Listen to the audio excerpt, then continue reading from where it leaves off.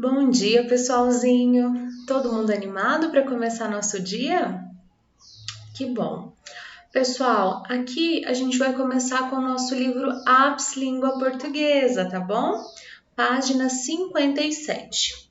Na página 57, pessoal, aqui no livro a gente não vai fazer, tá? Porque seria uma apresentação na sala de aula.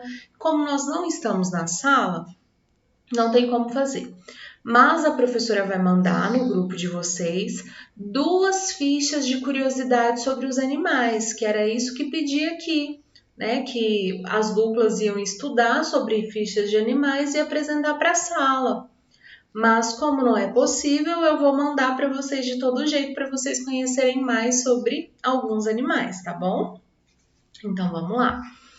Já na página 58, tem algumas informações sobre a mamãe zebra, né? Nas páginas anteriores a gente aprendeu algumas coisas sobre a mamãe crocodilo e aqui a gente vai falar sobre a mamãe zebra. Mas essas informações estão colocadas para nós em forma de tópicos, né? Então tá falando que a zebra come grama, vive na África, tem o corpo coberto de listras, tem só um filhote por vez e que o filhote se forma na barriga da mamãe. Então, assim, desse jeito, a informação fica jogada, né? Então, assim, são coisas jogadas sobre isso. E o que a gente vai fazer? Né? Na verdade, eu vou apresentar para vocês e nesse primeiro momento vocês vão copiar para vocês perceberem como é. Né? A gente vai pegar essas informações e vai organizar em um pequeno texto, tudo bem, pessoal? Então, aqui está pedindo que é para a gente escolher as informações que acharem mais interessantes, que a gente pode pesquisar outras. E aí, aqui teria algumas possibilidades, né, para a gente escrever junto, revisar junto, mas nesse momento não é possível. Então, nessa primeira oportunidade de texto, a Prof. fez e vai mostrar para vocês algumas coisas, e vocês vão organizar no caderno de vocês, certo? Então, ó, a primeira coisa, até achei melhor, vou trocar. Não, deixa eu ver.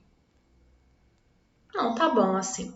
Então, ó, a primeira coisa lá no nosso caderno, colocar a data, Santa Lúcia, 22 de abril de 2021. Então, é um textinho que vai falar sobre quem? A zebra, ou melhor, a mamãe zebra, né? Então, vale para todas as zebras, mas a gente vai especificar aqui algo, né? Vai falar mais sobre algo da vida da zebra. Então, pessoal, a zebra, ela é um mamífero. Então, além daquelas informações que o livro já deu, a prof está trazendo outra. Então, a zebra é um mamífero. O que significa ser mamífero? Significa que o filhotinho mama na mãe, né? Nós somos mamíferos também. A zebra é um mamífero, seu corpo é coberto de listras. O filhote é formado na barriga da mamãe e ela só tem um filhote por vez, né? Então aqui, prof, por que você deixou esse espacinho aqui? Esse espaço, pessoal, é chamado de parágrafo, né? A professora deixou esse espacinho aqui porque é assim que nós organizamos um texto, né? Esse texto vai falar sobre a zebra, mas primeiro a gente está falando sobre o corpo dela, sobre como ela tem os seus filhotes, como são esses filhotes, e aqui no segundo pedacinho a gente vai falar sobre onde ela mora e como é a alimentação. Então, é o que está escrito aqui. A zebra é encontrada no continente africano e a sua alimentação é a grama. Vamos melhorar esse texto, ó, e a sua principal forma de alimentação é a grama. Por que a principal? Se a zebra não achar grama, ela vai comer outra coisa. Pode ser que não faça tão bem para ela, mas ela vai comer. Então, pessoal, aqui eu estou demonstrando para vocês como organiza um texto. No segundo ano, vocês vão ter a oportunidade de escrever, né, pequenos textos. Então, esse aqui é um exemplo de como organizo. Ó, a gente separa o nosso texto em 2 parágrafos, todos falando sobre a zebra, mas muda um pouquinho o que a gente está falando, tá? Então, ó, tem ponto no nosso texto, tem vírgula no nosso texto. Então, preste atenção nessas coisas. Deixe o parágrafo a gente mede com 2 dedinhos no caderno, certo? Então, pause agora o vídeo, copie esse textinho, seguindo exatamente aqui a organização que a prof fez, certo? E embaixo desse textinho você pode fazer uma ilustração sobre a zebra, tudo bem? Depois de terminado, você volta aqui para a gente terminar a nossa atividade do livro. Então, na página 59, pessoal, a gente vai falar um pouquinho sobre o que nós usamos no nosso textinho que foi feito no caderno. A gente vai falar sobre parágrafo e sobre pontuação. Aqui tem 2 textos que a gente leu, né, ao longo do nosso livro de língua portuguesa. Tem um pedaço da música da barata, da letra de canção, está dizendo aqui: a barata diz que tem um tapete de cetim. É mentira da barata, ela dorme no capim. Então, esse textinho da barata está organizado em versos, lembra? Normalmente os versos são usados em textos versificados, em textos que têm rimas. Lembram da gente conversar sobre isso? Então aqui ó, a gente tem uma estrofe. A estrofe são os grupinhos de versos e os versos são cada linha de um poema, cada linha de uma letra de canção. Então aqui a gente tem 1, 2, 3, 4 versos e uma estrofe, tá? Já o segundo texto, que é o que está falando sobre as mamães crocodilos, né? Tá dizendo aqui: os crocodilos fêmeas protegem seus ninhos. Quando ouvem seus filhotes gritando, as mães abrem o ninho e os ajudam a sair do ovo. Depois levam-nos com cuidado até o rio em sua boca. Então, esse aqui é um texto que está organizado em prosa, né? A gente diz isso para os textos que a gente escreve normalmente. A maioria dos textos nós vamos escrever assim. Então, nesses textos a gente usa o parágrafo para organizar as informações, né? E pode ter vários. Não esquecemos da pontuação, que nos ajuda a ler melhor, tá? Então, observe a diferença de um texto para o outro.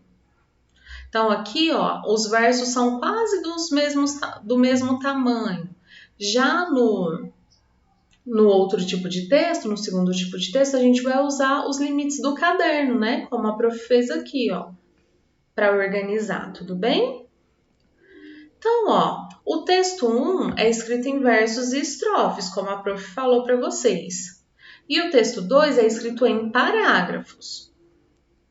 E aí ele está ressaltando aqui que no texto os parágrafos são indicados, eles são demonstrados por esse espacinho aqui no começo da linha, tá? Aí a gente vai pintar os espaços no início das linhas e depois completar a explicação a seguir, tá? Então vamos pintar, né? Vamos identificar os parágrafos e pintar.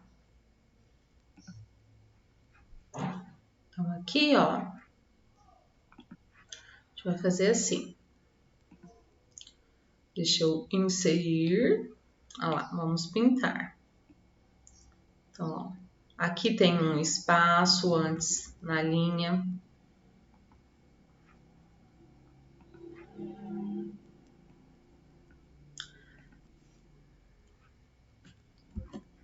Aqui também tem um espaço. Aqui também. Então, ó, as outras linhas não tem espaço. Aqui nós temos. Então, façam isso no de vocês. Aí, a gente vai completar aqui a explicação. No texto 2, os espaços antes das linhas indicam o início do parágrafo.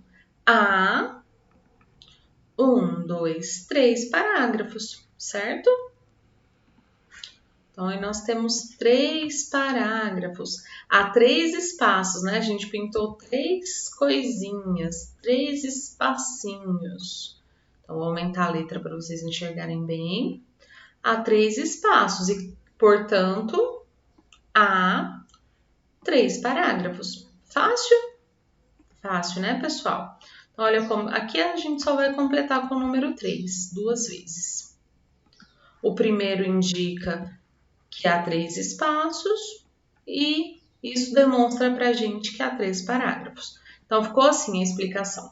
No texto 2, os espaços antes das linhas indicam o início do parágrafo. Há 3 espaços, portanto, há 3 parágrafos, certo?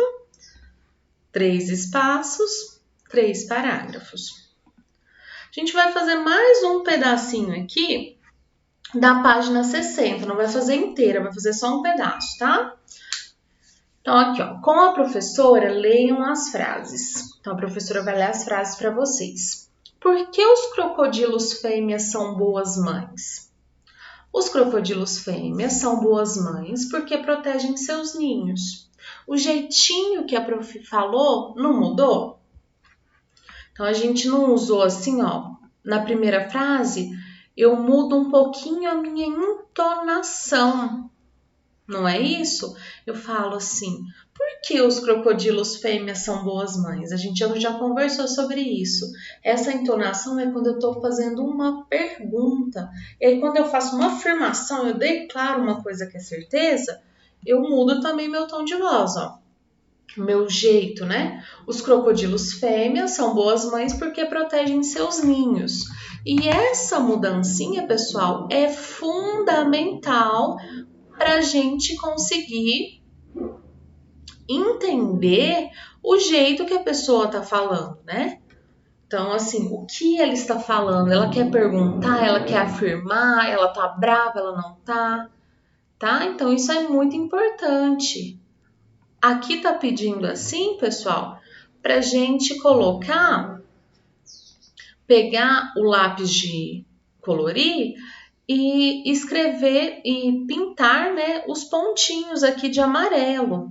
Então, nossa, o amarelo vai ficar tão fininho, deixa eu ver se eu consigo engrossar para vocês enxergarem melhor. Então, acho que sim. Então, ó, eu vou pegar aqui o ponto. Primeiro, esse pontinho que a gente já viu que ele é chamado de ponto de interrogação. E por último, aqui a gente vai pegar na segunda frase o outro pontinho, que é chamado de ponto final. Um é para pergunta e o outro é para afirmações, coisas que a gente tem certeza. Então, pinte de amarelo os sinais que estão ao final de cada uma das frases. A prof circulou aqui para vocês conseguirem enxergar. E eu já expliquei para vocês, né, que esse ponto aqui é o ponto de interrogação, o ponto da pergunta, e esse aqui é o da declaração, da afirmação, que é o ponto final. Na escrita, os sinais de pontuação indicam como a frase deve ser lida para ter mais sentido. Então, essa mudancinha na voz, essa mudancinha no tom, demonstra para outra pessoa se eu estou perguntando, se eu estou afirmando, tá bom? Ou se eu estou exclamando, lembra do ponto de exclamação? Nossa! Que é aquele pontinho que é um tracinho, uma bolinha embaixo? Então, esse também é um ponto. Pessoal, essas são explicações de assuntos que nós estamos começando a aprender. Então, a gente ainda vai ver muito sobre isso. Mas preste bastante atenção para que logo no começo você já aprenda muito, tudo bem? Então, muito obrigada e até a próxima!